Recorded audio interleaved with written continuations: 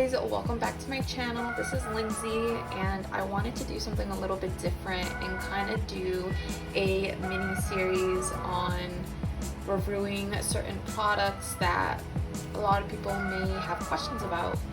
And so I decided to start with these books. They're bullet journal notebooks from Amazon.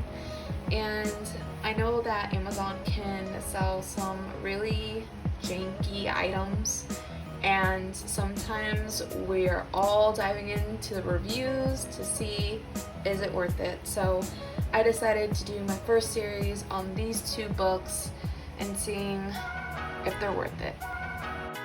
So I did get a black one and an orange one. I really love the color orange besides green.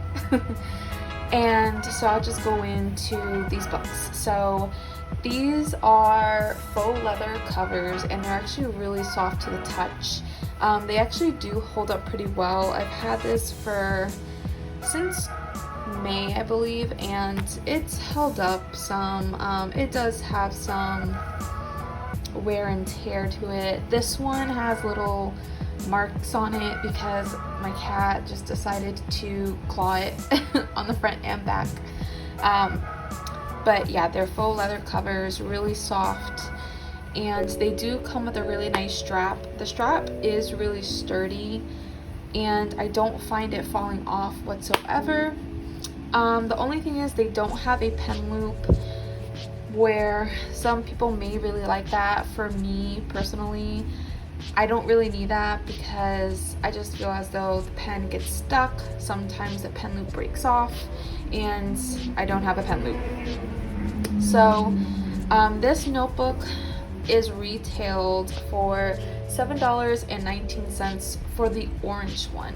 Now for the black one, it actually is retailed for $7.56. They also have a yellow one, but I'm not sure what the yellow one is retailed at. But yeah, based on what color you get, the price is different, but they're pretty much all below $8, which is really nice. And these are actually considered Amazon's choice. So Amazon recommends that they're good. Now, are they good? That's the question. So when you open it up, you notice that there's only one bookmark in the book. There isn't two, so it doesn't bother me that there's only one. I sometimes use it, sometimes I don't. But you'll notice that the book itself has rounded edges and that there's actually no numbers at the bottom, which is surprising. Some people really like numbers if they're into the index, but I really don't care for an index or a table of contents, so it doesn't matter to me. But for the front part of it, I have my name, but there's really no index whatsoever. So yeah, it doesn't have that. The book claims to lay 180 degrees flat. It doesn't really sit flat. Even if I take the book out from underneath, it doesn't really stay flat. Like, I have to either have clips or I really have to flatten it out myself. But yeah, that's one thing they claim that I found that it really did not. Also on the back, it does have a pocket where you can put stickers, pieces of paper, some lettering if you like to keep all your stuff in the back. That's really cool. Also, if you're wondering, the pages for this is 120 GSM, which is pretty decent. It's not the best, but if you're a beginner, it totally is fine. Here I did some Tombow marker swatches, and this was my first time using them, to be honest, so I really didn't know if they would transfer through the paper, but surprisingly they did not. I did write this Tombow word with the Tombow Furunosuke pen, and it did show a little bit of ghosting, but I feel like that's normal. The only thing is, when it comes to the Crayola super tip markers, these things, if you go over enough times, will bleed through the page, which I guess it happens. I wouldn't recommend any permanent markers or things like that because it will bleed through. What size this is a 5" by 8.25 inches long, so it is fairly on the smaller side. You know, this is my hand. The size is okay if you're a beginner. I started doing bullet journaling earlier this year, and I found that some of my, spreads are a little small, if that makes sense. But I still learned to work with it. But yeah, so those are the basic things about this book. Now we can go to the pros and cons of it. I guess we can start with the pros. So for the pros, it is definitely very cheap of a book to start off with, I will say. I don't think that if you are beginning to do bullet journaling that you need to spend so much money on a book, to be honest, because you're just trying to see what works. I feel like that's the important part. You're just trying to see what works at the moment. And that's kind of like what I did, just seeing what works in the moment. And I would say this is really good starter off. The 120 GSM for me, if you're into doing other mediums of art like painting, like watercolor, I know is very popular, this will not cut it. I would just say that flat out. It will not cut it. It would actually crumple up your paper and basically make it very like crinkly, and it won't hold up to it.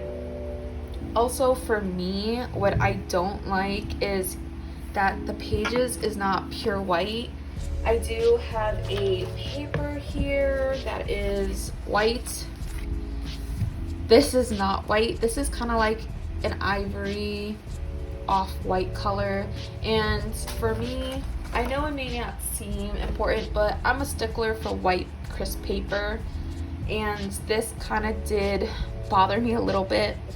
And the dots are fairly dark. If you notice, they are fairly dark. So if you care for lighter dots, this journal does not have it. But overall, it does get the job done, I will be honest.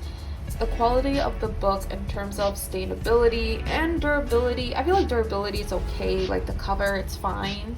But with my other notebook, this thing has gone through a lot. It does kind of like fall apart at the very edge, and I wasn't too happy about that, but it happens. This was like this is the very first book I've used, and it was just a shame that it already started coming down on the binding. But overall, if I had to really put a rating on this, I would say probably a 6.5 out of 10. And the reasons why is that even though I'm a beginner and I'm starting to get the handle of bullet journaling, I've done art for a big chunk of my life, and honestly this book does make me feel restricted in terms of what I can use. I can't do watercoloring. I have to be conscious of the paint that I use, the markers that I use, the pens that I use. So certain spreads I am not able to do because of the amount of space that I have for the book.